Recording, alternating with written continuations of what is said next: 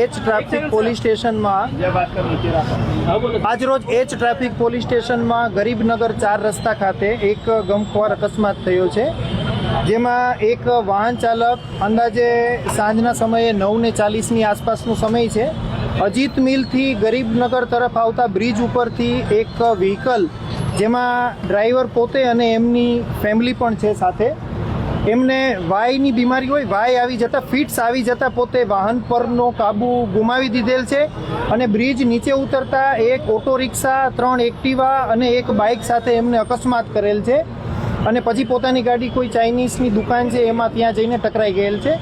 અકસ્માતમાં એક યુવતીનું ઘટના સ્થળે જ ફેટલ થયું છે અને બાકી તમામને નાના મોટી ઈજાઓ થઈ છે. તમામને સારવાર અર્થે અત્યારે સિવિલ ખાતે મોકલી આપેલ છે. સર, 4 રસ્તાઓ પર સ્પીડ બ્રેકર બનાવવાની રજૂઆત સ્થાનિકો કરી રહ્યા છે, તો આનો કોઈ સર્વે થયો છે? કારણ કે એમસી દ્વારા કામગીરી પણ ચાલી રહી છે ડિવાઈડર માટે. જી, અત્યારે હાલ આપ લોકોને જેમ જ્ઞાત છે, અહીંયા ગરીબનગરનો કટ ક્લોઝ કરીને એનું કામ હજી ચાલુ છે બધું. અહીંયા ડિવાઈડરનું કામ હજી ચાલુ પ્રક્રિયામાં હોય, એના બાદમાં અહીંયા ડિવાઈડરની આજુબાજુમાં 4 રસ્તા ઉપર સ્પીડ બ્રેકરનું પણ પ્લાનિંગમાં છે અને આ જે ફ્રી લેફ્ટનો ટર્ન છે ત્યાં પણ એનું કામ હજી ચાલુ છે, એટલે થોડા સમયમાં આ તમામ કામગીરી પૂર્ણ થવા ઉપર જ હતી.